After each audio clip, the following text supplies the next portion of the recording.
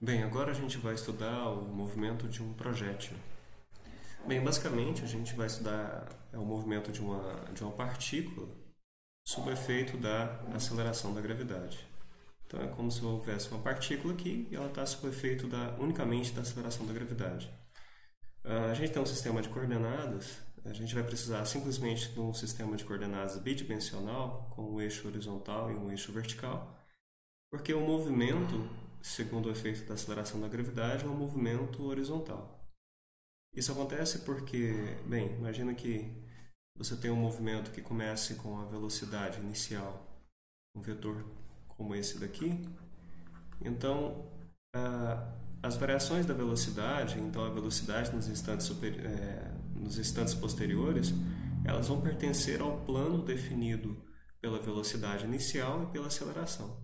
Uma vez que a aceleração define a direção em que eu tenho variações da velocidade, qualquer velocidade no instante posterior ela vai ser dada por essa velocidade mais uma variação vertical que é dada por conta daquela aceleração. Então, em um momento posterior, eu poderia ter uma velocidade desse tipo. Em um outro momento, uma velocidade desse tipo, e assim por diante. Então, como a aceleração está na vertical e a velocidade inicial ela está numa direção arbitrária qualquer, o plano definido pela aceleração e pela velocidade inicial definem o movimento. Com isso eu quero dizer que durante todo o movimento não vai aparecer nenhuma componente da velocidade fora desse plano definido por x e y. Eu não vou precisar de uma terceira coordenada z aqui, por exemplo. Certo? Então isso já simplifica o problema e a gente pode descrevê-lo. Bem, a aceleração da gravidade ela é sempre vertical para baixo, então ela tem uma orientação muito bem definida. A gente está considerando movimentos próximos à superfície da Terra, então a gente pode atribuir que a aceleração é vertical para baixo. Se a gente tivesse uma escala maior, uma escala próxima do planeta, né, a gente tem então que a aceleração da gravidade ela é vertical não é vertical, na verdade ela é radial para o centro da Terra. Mas em movimentos que sejam da ordem dos metros, enfim, em movimentos com escalas muito menores, a gente pode admitir que aqui nessa região, aproximadamente, então, a aceleração da gravidade é sempre vertical para baixo. Ela tem sempre uma única direção.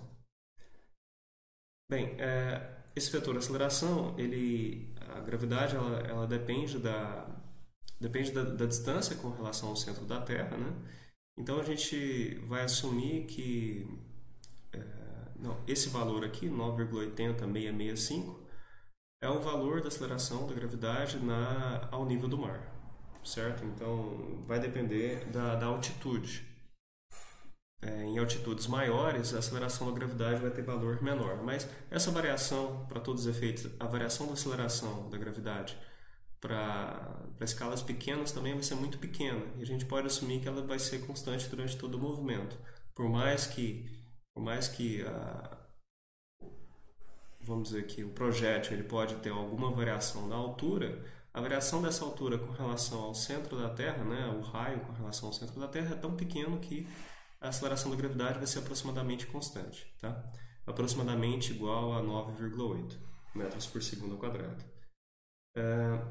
Bem, então, em termos vetoriais, g da aceleração da gravidade pode ser escrito como menos esse módulo, né, na direção j. Esse sinal negativo é só para indicar que ela é vertical para baixo, enquanto que o nosso eixo ele é vertical para cima.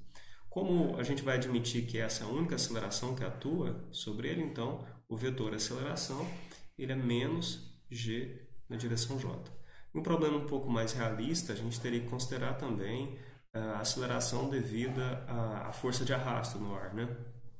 À medida que você vai se movimentando no ar, o ar ele exerce uma força contrária à direção da velocidade, que tem a mesma natureza da força de arrasto que a gente vê, por exemplo, quando a gente tenta se mover na água, né? Que é contrária ao movimento. Mas a gente vai admitir que a gente está no regime de baixas velocidades, então essa força ela é desprezível.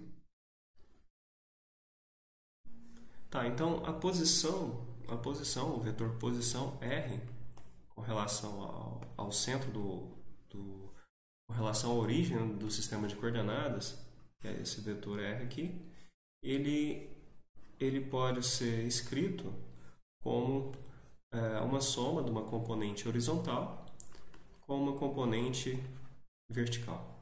Então, a componente horizontal e a componente vertical. Acontece que, bem, quando eu tenho duas componentes, assim, eu posso tratar o movimento separadamente em cada uma dessas componentes.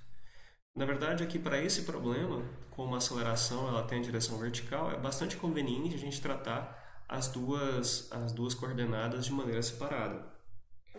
Até porque, como não tem nenhuma aceleração na direção horizontal, o movimento horizontal vai ser o movimento do tipo movimento uniforme. A única aceleração é vertical, né? Então, se a gente for tratar primeiramente o movimento horizontal,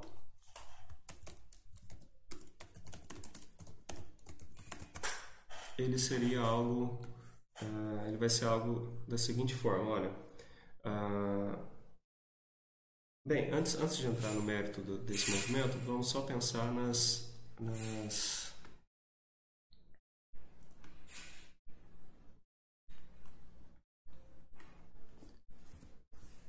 antes de entrar no mérito do movimento, só vamos recordar algumas relações entre as grandezas vetoriais, né? A gente sabe que a aceleração ela é definida como a taxa de variação da velocidade com relação ao tempo. E a gente sabe que a velocidade, por si só, também, ela é definida agora como a taxa de variação da posição com relação ao tempo. Dessas relações, a gente pode integrá-las e obter o seguinte, lembrando mais uma vez, né? Se eu quiser... deixa eu colocar isso aqui de uma maneira melhor. Vou pegar a primeira aceleração. É a taxa de crescimento da velocidade com relação ao tempo. Se eu for integrar essa expressão, como é que ficaria? O vetor aceleração vezes um infinitesimal de tempo vai ser igual à taxa de crescimento da velocidade com relação ao tempo vezes um infinitesimal de tempo. Essa relação infinitesimal eu posso integrá-la, né, de um lado e de outro. E com isso eu obtenho que, bem, a aceleração da taxa de crescimento da velocidade, aliás, a integral da taxa de crescimento da velocidade, vai ser a própria variação da velocidade. Aqui eu vou colocar um tempo, desde um tempo inicial até um tempo final. Um tempo inicial até um tempo final. Para não confundir essas duas variáveis, o t e o outro t daqui, essa variável aqui são variáveis mudas, né? Então o tempo aqui é um t'. Aqui eu estou colocando a linha para indicar que é a aceleração no tempo linha e aqui é a velocidade no tempo linha. Daqui eu tenho então que a integral de t0 até t da aceleração linha dt' é igual a variação da velocidade entre os dois instantes, ou seja, é a velocidade no instante t, no instante final t, menos a velocidade no tempo zero. Com isso eu tenho então que eu posso obter a velocidade no instante qualquer, se eu souber a velocidade no instante inicial e se eu souber também qual é a aceleração, qual é o comportamento da aceleração com o tempo. Essa expressão é muito importante porque ela nos diz que, bem, para conhecer a velocidade, né, basta conhecer a velocidade inicial e a aceleração. Então, para conhecer todo o movimento, o comportamento da velocidade, basta conhecer a velocidade inicial e a aceleração. A gente pode fazer algo semelhante agora para a posição. Se a gente lembrar que, bem, a velocidade é a taxa de crescimento da posição com relação ao tempo, a gente pode integrar isso aqui também e obter que a integral da velocidade do tempo t', que vai de t0 até t, é igual à integral que vai de t0 até t, né, considerando o tempo inicial zero, t0, de dr dt. Bem, essa integral do lado direito, como eu estou somando as taxas de crescimento no tempo, eu tenho que isso aqui é nada mais, nada menos do que a variação da posição. Então, no final das contas, eu tenho que a posição no instante t qualquer, ela é a posição no instante inicial, mais a integral que vai de t0 até t da velocidade no tempo com relação ao tempo. Essa expressão também é muito importante porque ela nos diz que, bem, para eu conhecer a posição em qualquer instante, basta que eu conheça a posição no tempo zero e que eu conheça também a velocidade. Então a brincadeira é, olha, se eu conheço, resumindo essas duas informações aqui, né? Se eu conheço, por um lado, se eu tenho a aceleração, se eu tenho a velocidade inicial e se eu tenho a posição inicial, com essas informações, formalmente eu posso obter não só a velocidade em qualquer instante, mas também a posição em qualquer instante. Não são problemas simples como esse em que a aceleração é constante, tá? Mas vamos utilizar essa teoria para obter as expressões do movimento que a gente já conhece. Para esse problema descrito aqui, do movimento de um projétil, a gente sabe que na horizontal, como não tem aceleração, né, como a aceleração em x é igual a zero, a gente tem um movimento que é uniforme, com velocidade constante. E na direção vertical, já que a aceleração na direção y é igual a menos g, que é uma constante, né? Então a gente tem um movimento uniformemente variado, um movimento com aceleração constante. Vamos considerar primeiro o movimento horizontal.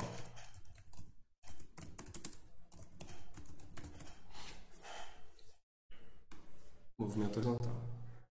Bem, conforme eu mencionei, a aceleração na direção x é igual a zero. Ela é igual a zero. Isso significa que a velocidade vx no instante qualquer é a velocidade inicial na direção x mais a integral que vai de 0 até t de ax vezes dt. ax dt. Como esse ax aqui é zero, essa integral, ao integrar zero, vai dar zero, né? Então significa que a velocidade no instante qualquer é a velocidade inicial. Esse resultado não tem nada demais, mas é só para mostrar como aquelas expressões, elas realmente chegam ao que a gente esperava, né? Então essa daqui seria uma primeira equação que descreveria esse movimento. Aliás, a gente já tem duas, né? Na direção vertical, a gente sabe que a aceleração ela é igual a zero e a velocidade é constante. Só falta mais uma grandeza cinemática para a gente descrever, que é a posição na direção x. A gente parte de que x é ', ao x inicial mais a integral que vai do tempo t0 até t, da velocidade, agora como função do tempo, de dt'. A gente acabou de ver que a velocidade... só vou colocar aqui um x, né? A gente acabou de ver que a velocidade é uma constante, é um valor constante. Quando eu tenho integral de uma constante, o que eu posso fazer? X é igual a x0, mais a constante sai para fora da integral, vx multiplicado pela integral de dtzinho. Eu estou fazendo a integral de infinitésimos de dt, né? Eu estou somando infinitésimos de dt. No final das contas, eu vou ter, então, a variação no tempo. Então, vai ser o resultado dessa integral aqui vai ser t menos zero. O tempo final menos o tempo inicial. Isso aqui lembrando um pouquinho lá de cálculo integral. Então, daqui a gente obtém que x é igual a x0 mais vx vezes o tempo. A gente tem, então, uma outra equação que descreve agora a posição, né? A coordenada x, a evolução dela com relação ao tempo. Então, essas três expressões descrevem para mim o movimento horizontal do projétil. Só que, ao mesmo tempo em que ocorre esse movimento horizontal, a gente também tem o movimento vertical.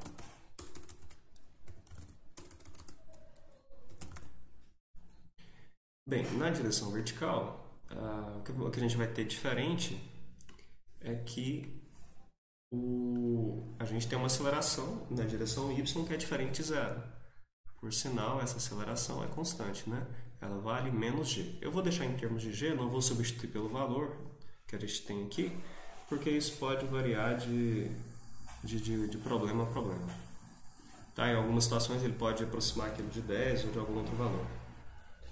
Tá, mas de novo, a gente parte da relação entre a velocidade e a aceleração, que a gente pode obter a velocidade a partir da velocidade inicial e a partir do comportamento temporal da aceleração, que vai de 0 até t, e a gente obtém a velocidade a qualquer instante.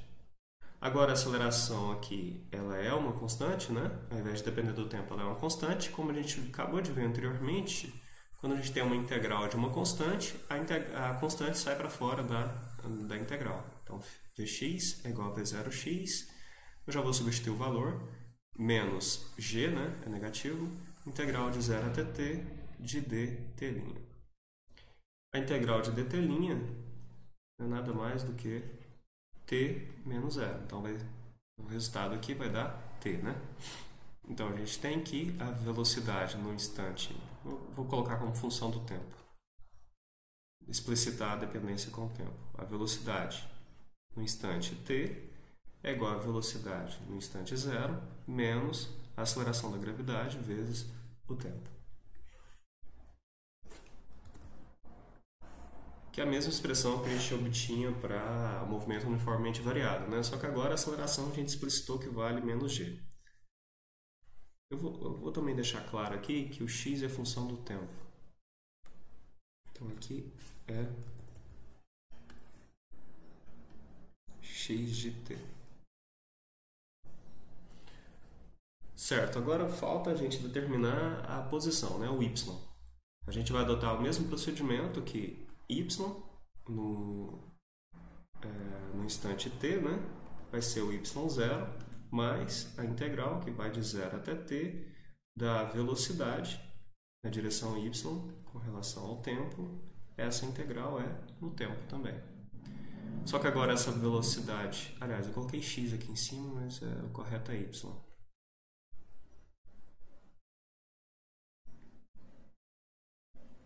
Aqui é y.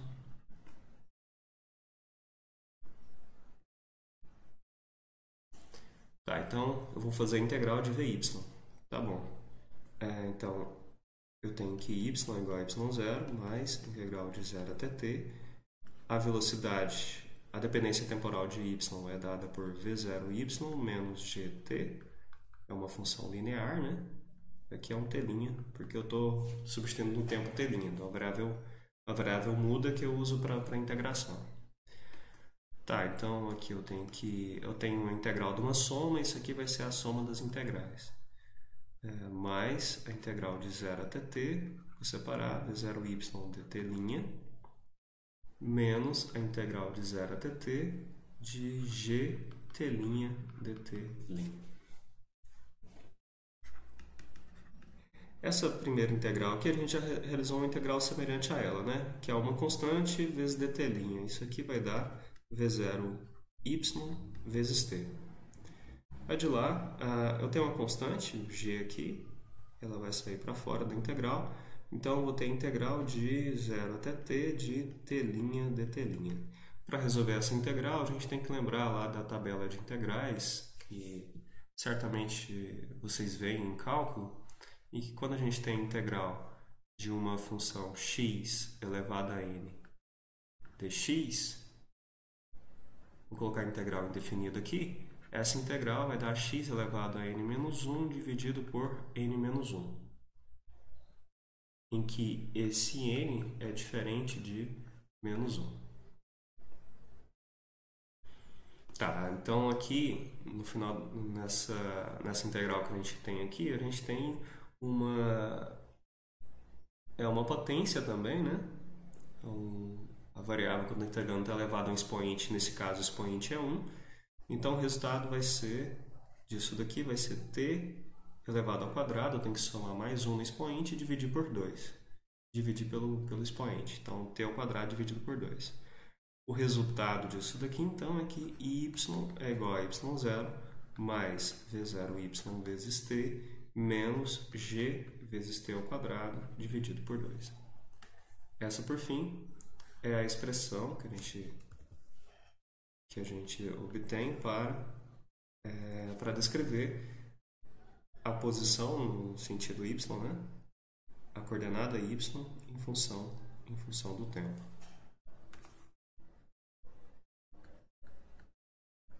Em função do tempo. Que é também uma expressão que nos lembra lá o movimento uniformemente variado, né? Que no final é o movimento uniformemente variado, em que eu tenho que essa dependência ela é quadrática no tempo. É quadrática no tempo.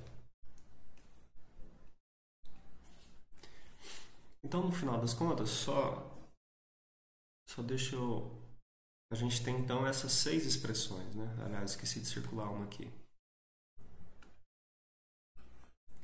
Essas 6 expressões que nos dão as grandezas cinemáticas que descrevem o movimento. Aceleração em direção x, aceleração em direção y. Velocidade em x, velocidade em y. Posição em x, posição em y. Aliás, em coordenada y. Observem que aqui a posição ela depende do tempo, né?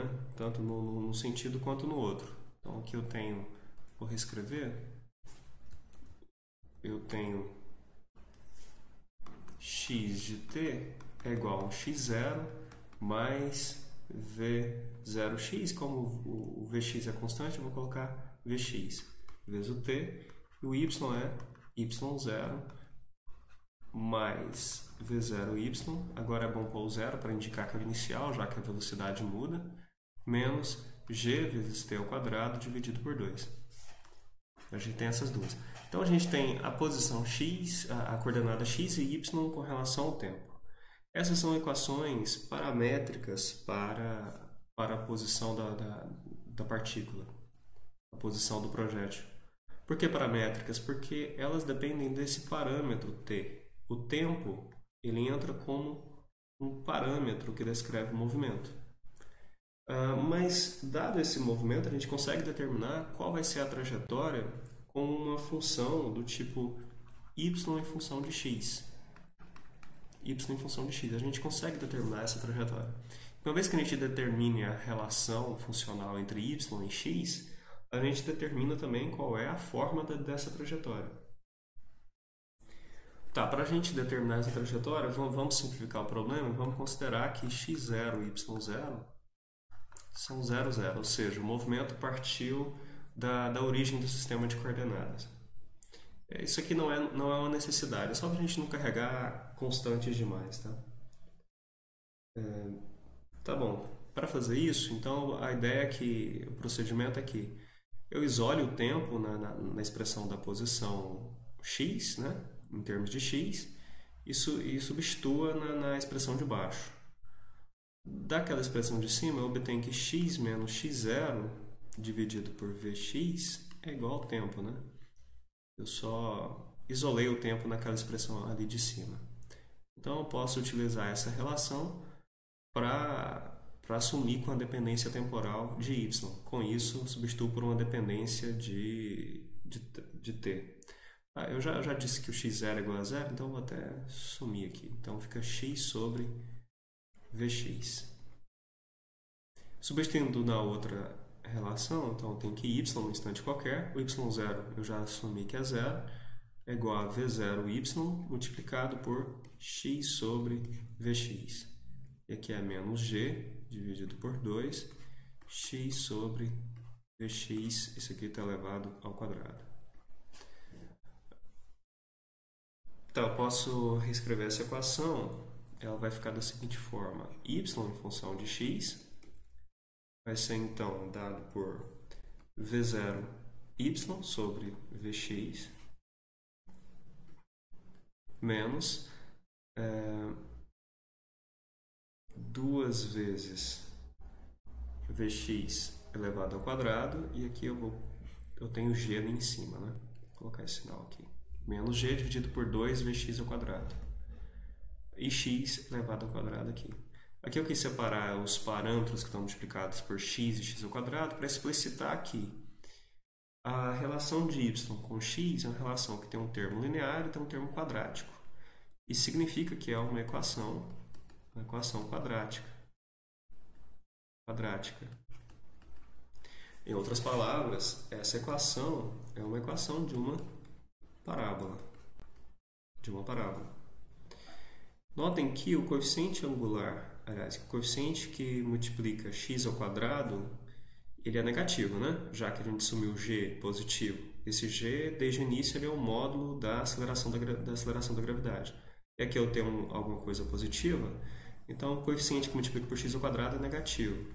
Isso significa que isso aqui é uma parábola com concavidade para baixo. O que, pela nossa experiência, faz bastante sentido, né? Então, se eu for fazer uma representação dessa trajetória, ela seria algo desse tipo aqui. Eu tenho y de cá e tenho x. Nesse movimento, eu assumi que a minha partícula partiu da origem. Ela partiu da origem. Que nesse instante inicial, ela descreveu um movimento que é uma parábola de y em função de x, que vai ser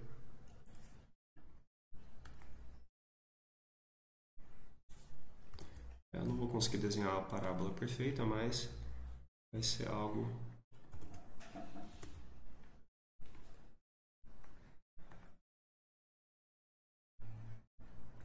desse tipo assim, né? É uma parábola. É uma parábola com cavidade para baixo.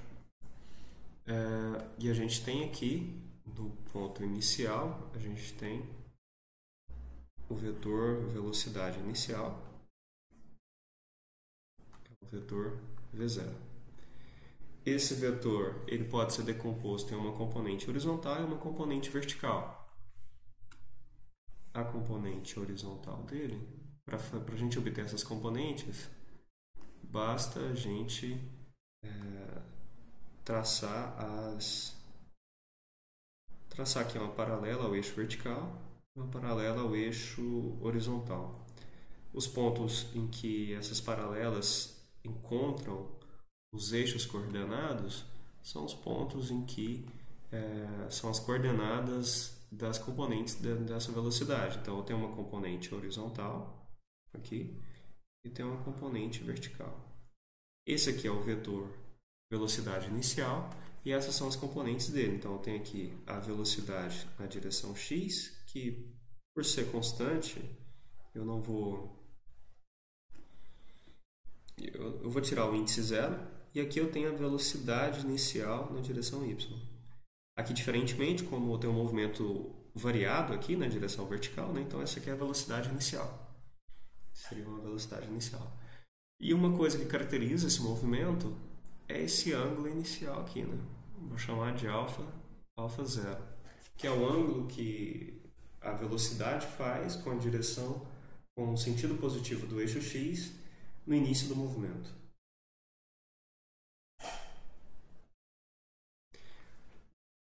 Muito bem, a gente pode descrever essa trajetória, né? Essa expressão que nos dá a trajetória, essa trajetória parabólica, em termos desse ângulo. Bem, para fazer isso é só a gente recordar, porque olha só, aqui a gente tem velocidade inicial em x, né?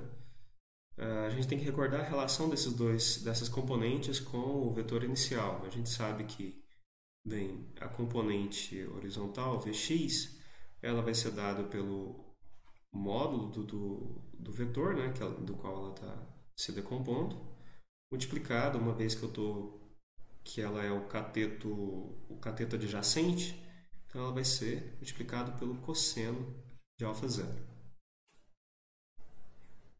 Então essa aqui vai ser a velocidade V0 vezes o cosseno de alfa zero. E enquanto que a velocidade V0y, ela pode ser escrita como V0, e uma vez que ele é o cateto oposto, né, ele é dado pela função seno de alfa zero. Eu posso substituir essas duas relações na expressão de y de x. Vamos fazer isso? Isso aqui vai chegar aonde? Eu vou chegar aqui, y é igual a...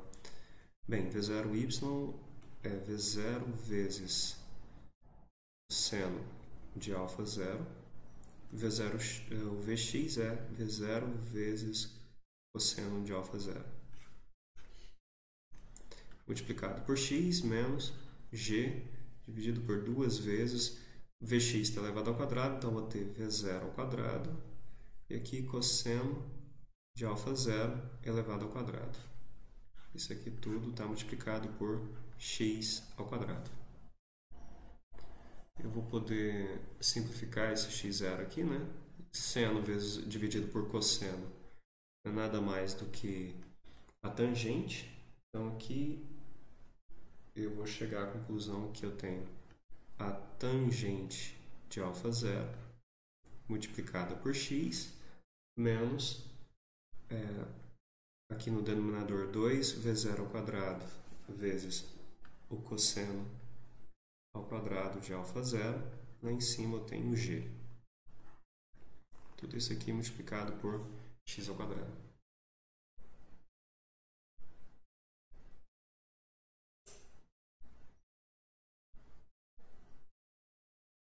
Então essa é a expressão que a gente tem para y em função de x, agora pensando em termos do ângulo inicial alfa 0. Essa é a expressão que a gente pode obter.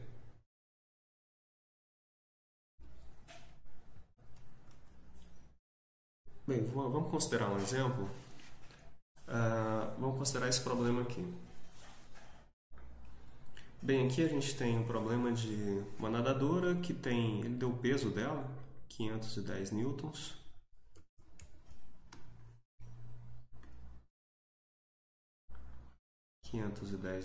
Mergulho de um penhasco de uma plataforma com salto horizontal. Isso aqui é importante dizer que é salto horizontal porque significa que essa velocidade inicial ela é horizontal. Ele não tem nenhuma componente vertical no início do movimento. Qual deve ser a sua velocidade mínima imediatamente ao saltar do topo do penhasco para que consiga ultrapassar um degrau no pé do rochedo? Então ela vai fazer esse lançamento horizontal, vai ter uma trajetória desse tipo, né, uma parábola, a parte de uma parábola. Ele quer saber qual é o valor dessa velocidade mínima para que ele consiga chegar na água, para que ele tenha esse deslocamento horizontal antes de atingir a água, certo? Durante o tempo de queda ele consiga ter esse deslocamento horizontal. Ele deu as medidas. A ideia é que, bem, se você tiver uma velocidade muito pequena, então ela vai, com velocidade muito pequena, então ela poderia cair aqui no degrau. Bem, para a gente resolver esse problema, a gente tem que se lembrar que a gente tem dois movimentos ao mesmo tempo, né? Que o tempo de queda é o mesmo tempo que ela vai ter no deslocamento horizontal. Então, se eu descobrir qual é o tempo de queda, eu consigo descobrir qual é o tempo que ela vai ter para deslocar, para fazer esse deslocamento, e então, com o deslocamento e o tempo, eu determino qual é a velocidade mínima. Bem, a gente sabe que a queda é de 9 metros, então eu sei que y é igual a y0 mais v0y menos g vezes t ao quadrado dividido por 2. Estou considerando a parte vertical do movimento. Vamos colocar um sistema de coordenadas. Vamos colocar ele aqui Deixa eu mudar essa cor. Vou colocar um sistema de coordenadas aqui embaixo, certo? De maneira que a posição inicial é o y igual a 9. Então, esse aqui é o y, aqui é o x. Tá, então vamos lá. Então, y, a altura inicial é igual a 9. Aliás, a altura final eu também conheço ela, né? Quero saber qual é o tempo de queda, então a posição final é igual a 0. E a posição inicial é igual a 9. A velocidade inicial em y é igual a 0. Então aqui, menos g dividido por 2 vezes o tempo ao quadrado. Com isso daqui eu obtenho que o tempo ao quadrado é igual a 18 dividido por g. Passei o 2 multiplicando e dividi por g, né? Então, o tempo é igual a raiz de 18 dividido por g. Esse aqui é o tempo que ela tem durante a queda. Tá, esse tempo é o mesmo tempo que ela vai ter para fazer o deslocamento horizontal. Na direção horizontal, a gente sabe que o deslocamento, o x, é igual a x0 mais vx vezes o tempo. Eu quero descobrir qual é a velocidade mínima para que ela consiga chegar até essa posição. Então, a posição inicial é 0, a posição final é 1,75 metros depois, e a velocidade na direção x eu quero descobrir, o tempo vai ser raiz de 18 sobre g. Então, daqui eu obtenho que Vx é igual a 1,75 multiplicado pela raiz de g dividido por 18. Eu vou utilizar o valor de g que o livro fornece para a gente na tabela, que é dado por 9,80665. 9,80665. Tudo isso aqui dividido por 18. Então, a velocidade mínima, fazendo o cálculo, vou fazer isso na calculadora.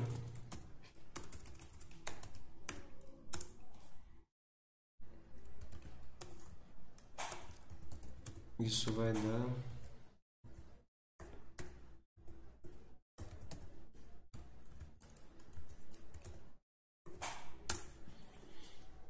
1,2917 aproximadamente. Então, é da ordem de 1,2917 metros por segundo. Como a gente tem aqui números com... Eu estou fazendo cálculos com números que têm 3 algarismos significativos, né, desde o início, eu vou utilizar simplesmente 3 algarismos significativos, né? Só que agora, se eu disser que é simplesmente 1,29, eu vou ter um problema, né? Porque se alguém confiar nessa informação minha e atribuir a ela a velocidade de 1,2905, por exemplo, ela não vai vencer o degrau. Então eu vou aumentar um algarismo só para ter garantia de que ela vai conseguir. Então a velocidade que ela precisa ter para conseguir vencer aquele degrau é de aproximadamente 1,30 metros por segundo. Se a velocidade for maior do que essa, ela vai cair mais para frente.